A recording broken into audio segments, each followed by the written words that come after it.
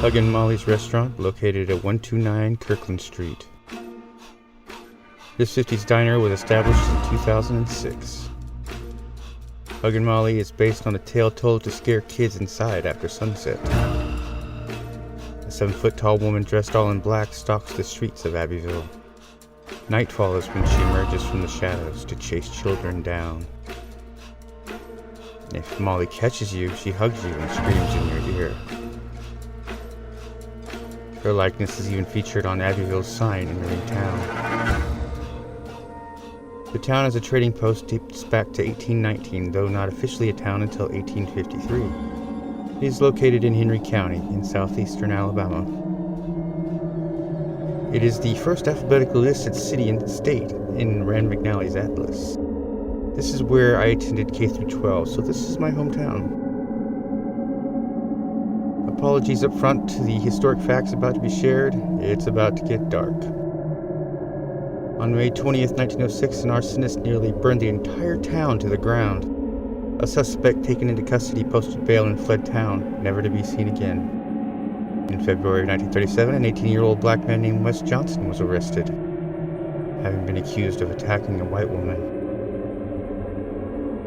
Johnson was taken by a mob from his jail cell, beaten, shot, and lynched. None of the 100 white men were even indicted for the crime.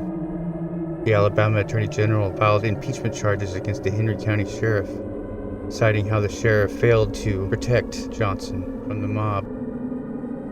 Later the same year, the Alabama Supreme Court overturned the impeachment on appeal. The AG openly declared Johnson innocent of the charges.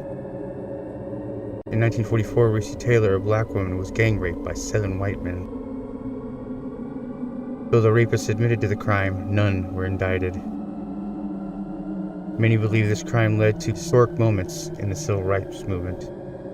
Though there are little to no haunted tales listed online for Abbeville, as a young boy I wandered around most of the streets in this town. I will say there are noticeable energies of all types in every corner of this old town. The location where my childhood home once stood, in the area known as Screamer, is where the current resident has fenced up a section for their dogs. I've been told around 3 a.m. most nights the dogs will go absolutely bonkers and bark at the air. In my childhood home, I had a strange thing happen to me called rubella, for run, bang, and laugh, which is how the hair-raising event occurred. I was home alone and family dog Ewok was asleep on the couch to my left. Out of nowhere, I hear a series of footfalls emerge from the hallway. Ewok woke and peered around the corner. I joined her curiosity. Though I could still hear the running sounds, no visual embodiment appeared. It didn't occur to me this was paranormal until the steps faded into oblivion. I stared down the dark hall and eventually inched back to my seat, spooked. Before I had made it back, the walls behind the couch quaked with 3 intense banging sounds. Someone or something was pounding on the wall inside my sister's empty room. Ewok tucked tail and sprinted for the front door. She wasn't quick enough to precede me, though. As we exited in haste, I heard a devilish male laughter uttered from the hallway. Ewok and me spent the rest of the night at my Oman Opa's place 60 yards away. One night, a pair of elderly strangers entered my sister's room and sat at the edge of her bed. My sibling laid motionless until the pair slowly faded into the fold. The same night, my mother woke to her bedroom door creaking open. Standing in the doorway was the shadow of my late father, who darted at her and pinned her down. She describes not being able to breathe until, like other incidents there, his shadow faded away. One last incident on the plot of the land occurred many years later, when I was 20. I was visiting my aunt, whose home was located where Oman Opa resided before they passed away. My childhood home had been vacant for months, but still remained on the land.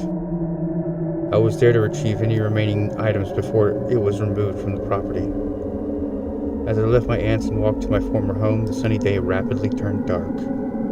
As storm clouds rolled in, I reached for the gate and an electric charge shocked my fingers. I stopped and gazed up to the wide kitchen window where I would usually see the cupboards inside. There was an impenetrable darkness blackening out the interior space. Whatever invaded the walls was what my instinct knew was evil, and I chose not to enter.